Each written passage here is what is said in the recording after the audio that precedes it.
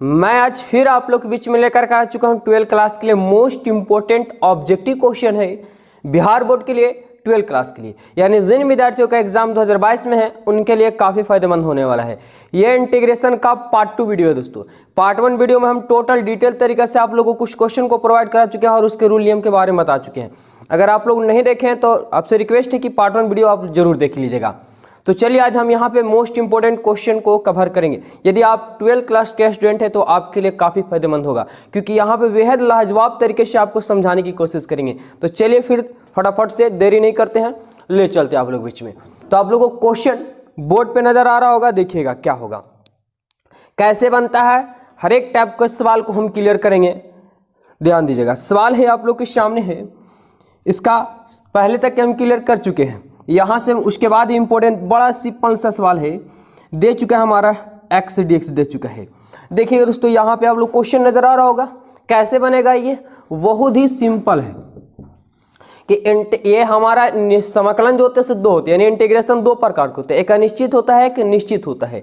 तो ये निश्चित समाकलन हुआ, डिफिनिट हुआ और एक इनफिनिट होता है, यानी जिसपे वैल्यू दिया हुआ रहता है, उच्च सीमा और निम्न सीमा दिया हुआ रहता है, वो निश्चित समाकलन आता है और इसका आंसर निश्चित आता है। अनिश्चित समाकलन का आंसर निश्चित नहीं आता है, इसलिए उसमें कांस्टेंट या तो सी या तो के लगा दिया जाता है। तो इसका वैल्यू क्या होगा, तो देखिए एक तो इंटीग्रेशन पढ़ेंगे, इंटीग्रेशन यानी इंक्रीज, यानी क्या होता है कि जब बहुपदीय रूप में रहता है तो पावर में एक जुड़ता है और पावर के साथ नीचे चला आता है। तो x का पावर कुछ नहीं तो एक छुपा हुआ था, लेकिन एक जोड़ेंगे तो एक एक दो हो गया। तो नियम है इंटीग्रेशन में कि पावर में एक जुड़ता है और पावर के साथ नीचे चला आता है, यानी पावर 2 हो तो बॉटम 2 चलाएगा और आगे पावर था जो हमारा डिफिनिट का और पीछे चलाएगा, यानी 0 से 3। उसके बाद क्या नियम है कि ऊपर वाला पावर प्लस में नीचे वाला पावर माइनस में, है ना। ऊपर वाला वैल्यू प्लस में नीचे वाला माइनस में, यानी x के स्थान पे 3 बैठेगा और माइनस के चिन्ह देकर के x के स्थान पे 0 बैठेगा। तो क्या हो जाएगा 3 का होल स्क्वायर बटा 2 और नीचे वाला तो माइनस में, यानी x के जगह पे 0 तो 0 और x स्क्वायर बटा 2 का 2। तो 3 का स्क्वायर की जगह आपका चला आएगा 9 और बटा में 2 और 0 का स्क्वायर की जगह 0 बटा 2, यानी 9 बटा 2 और कोई भी संख्या से भागा दीजिएगा तो चला आएगा 0। कोई भी संख्या में 0 में भाग दीजिएगा 0, यानी 9 बटा 2 का 2 रह जाएगा। यानी ऑप्शन की बात करें हम तो ऑप्शन नंबर सी आप लोग का बिल्कुल यहाँ पे राइट आंसर हो जाएगा। तो हर टाइप के सवाल क्लियर करेंगे, बस आप लोग वीडियो में बने रहिए, वीडियो में बने रहिएगा। जैसे कि आप लोग को नजर आ रहा होगा कि सवाल जो है टोटल एग्जाम में पूछे गए हैं सवाल, बेहद इंपॉर्टेंट सवाल है दोस्तों। देखिए सवाल नंबर अगला क्या बोला है कि 0 से 2 है कि x स्क्वायर प्लस 1 है होल dx। जितना भी डेंजर क्वेश्चन क्यों नहीं है सब क्वेश्चन को सोल्व करेंगे। अभी स्टार्टिंग है, स्टार्टिंग में थोड़ा सिंपल सा सवाल चल रहा है, टोटल क्लियर करेंगे। देखिए दोस्तों क्या है, तो ऑब्जेक्टिव बनाना है हमें, तो ऑब्जेक्टिव की तरह बनाएंगे। क्या पढ़े कि बहुपदीय रूप में रहता है, पावर में एक जुड़ता है और पावर के साथ नीचे चला आता है, यानी पावर में 2 था, एक जोड़िएगा तो 2 + 1। तो अब 2 + 1 जान रहे कि एक जुड़ता है तो डिवाइड करेंगे क्या कि 3, क्योंकि ऑब्जेक्टिव में समय की बचत करना है। तो 3 बटा 3 और 1 का जो होगा सो 1 का x हो जाता है इंटीग्रेशन, पावर जो इधर से चलाएगा इधर, यानी 0 से 2 हो जाएगा। चलिए ऊपर वाला वैल्यू प्लस में, नीचे वाला वैल्यू माइनस में, यही ना। तो x के स्थान पे बैठाएंगे 2 का क्यूब बटा 3 और x के स्थान पे 2 हो जाएगा, माइनस का चिन्ह नीचे वाला वैल्यू देखिएगा। तो 0 का पावर 3, 0 का पावर क्यू हो गया और बटा में 3 का 3 प्लस x के स्थान पे तो क्या बैठ जाएगा 0।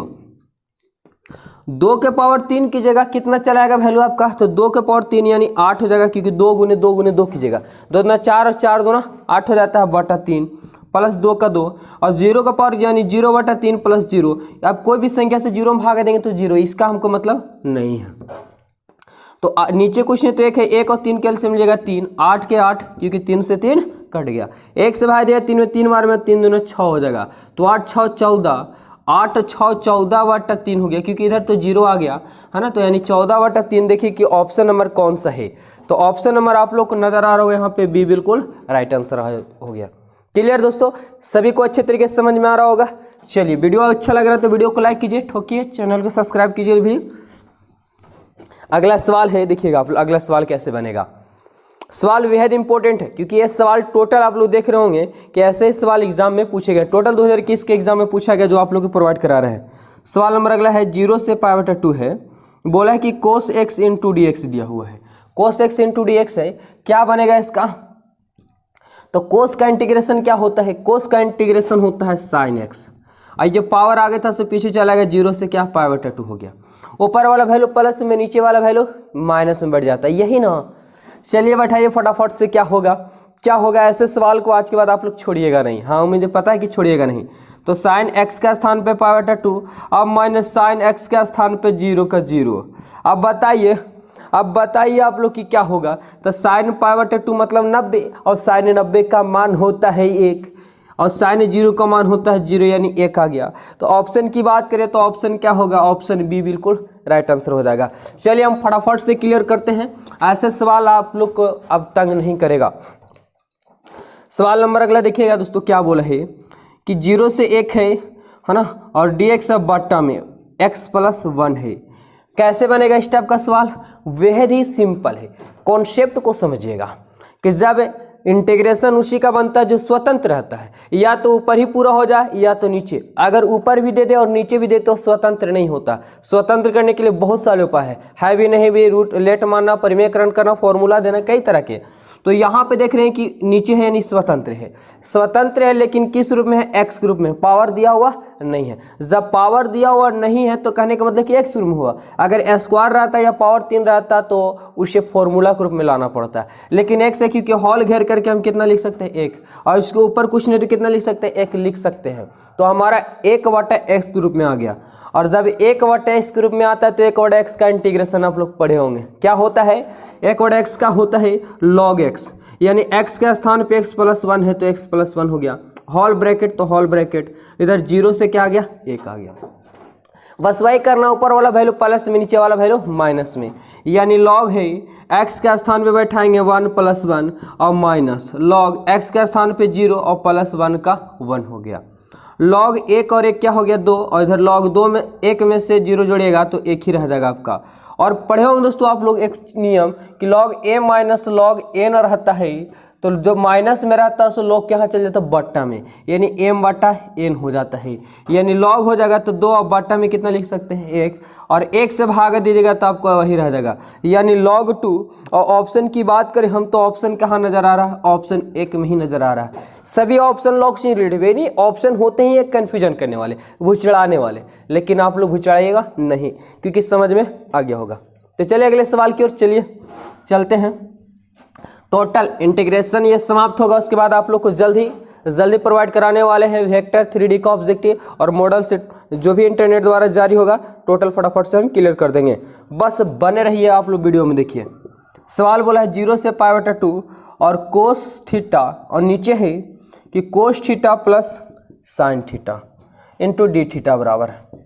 तो इसका हम राइट आंसर की बात करें तो ऐसे सवाल अगर जब भी आपको मिल जाए, ये ऊपर साइन कोस नीचे साइन कोस, या ऊपर साइन तो नीचे कोस साइन, अगर जब भी इस रूप में आ जाए, है ना, जब भी ऊपर जैसे कोस आ गया तो नीचे साइन कोस, अगर ऊपर साइन है तो नीचे कोस साइन, तो जब भी इस रूप में आ जाए तो इसका आंसर जो होता है सो π/4 के बराबर होता है। ऐसे सवाल के अगर पावर भी है 5/4 रहता है या 3/2 कुछ भी रहे और इसी रूप में रहे, है ना, या tan या sec भी हो, कोड भी हो, तो इसका आंसर π/2 होता है। कैसे होता है एक बार सीख लीजिएगा तो कन्फ्यूजन नहीं होगा।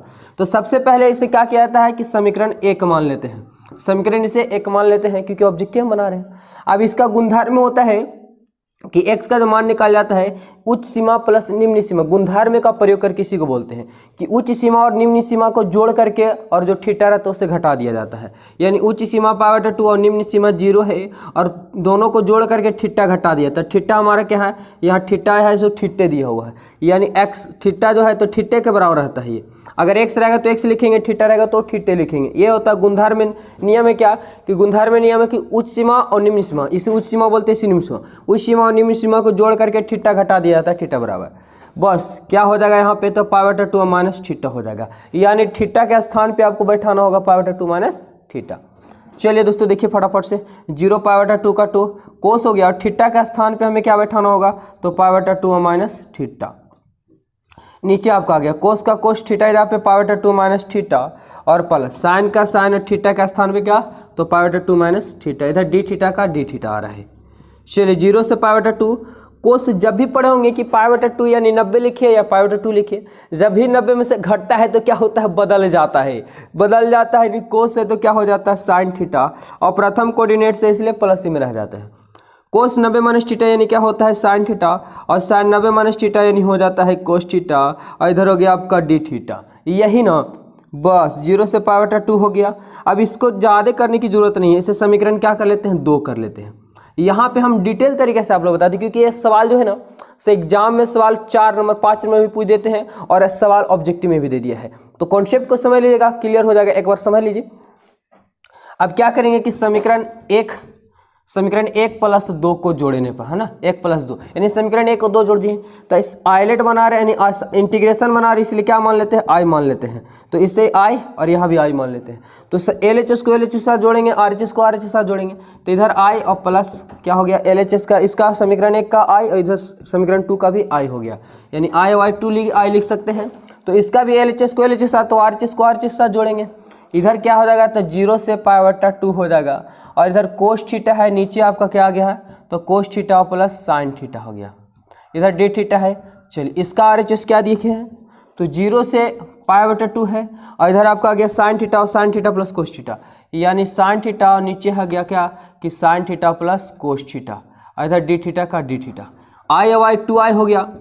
सवाल को इसलिए हम कॉन्सेप्ट को समझा रहे क्योंकि सवाल 5 नंबर में पूछ देते हैं और ऑब्जेक्टिव में भी दिया हुआ है, तो बेहद इंपॉर्टेंट है, क्योंकि 1 नंबर नहीं 4 नंबर भी अगर 5 नंबर भी पूछ दिया जाएगा तो वहां से भी आप क्लियर से बना सकते हैं। चलिए दोनों में इंटीग्रेशन देख रहे होंगे, इंटीग्रेशन कॉमन ले लेंगे, 0 से π/2, इधर जाएगा कोस थीटा, नीचे हो जाएगा cos theta plus sine theta, और इधर हो जाएगा इंटीग्रेट, जब कॉमन लिया गया तो इधर क्या बचेगा साइन थीटा, और इधर हो जाएगा sine theta plus cos theta. यहाँ भी dx यहाँ भी dx, यानी हॉल क्या कर सकते हैं dx, क्योंकि डी थीटा भी डी थीटा कॉमन हो गया, 2i का 2i हो गया, और 0 से π/2।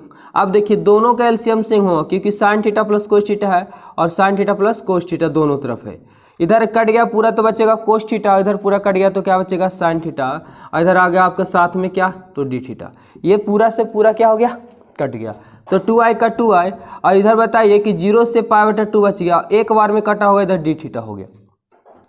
अब 2i का 2i, और एक थीटा एक का क्या होता है, तो x होता था, लेकिन यहाँ पे थीटा है तो थीटा कैसे पेछी, यानी थीटा हो जाएगा, और इधर क्या हो जाएगा, तो 0 से π/2 हो जाएगा। चलिए यहाँ पे क्लियर करते हैं, 2i का 2i।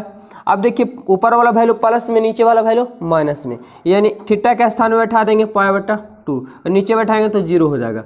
जब यहाँ से i निकालेगा तो पाई, और 2 × 2 तो 4, 2 दूना 4, यानी i का मान तो π/4 आ गया। तो बताए थे ना कि इस टाइप का जब भी सवाल नजर आ जाएगा तो कितना मारना है, π/4 मारना है। अगर 5 नंबर में दे दिया जाए तो इस टाइप से बना सकते हैं। तो देखिए आंसर कहाँ पे आप लोग का है, π/4, यानी ऑप्शन नंबर क्या, तो डी बिल्कुल आप लोग का राइट आंसर हो जाएगा। तो चलिए अगले सवाल की ओर बढ़ जाते हैं। सवाल अगले की ओर बढ़ जाते हैं, ये गुणधर्म का प्रयोग करके बनता है दोस्तों। चलिए फटाफट से सभी को समझ में आएगा, एक भी सवाल ऐसे नहीं है जो आप लोग को नहीं समझ में आएगा।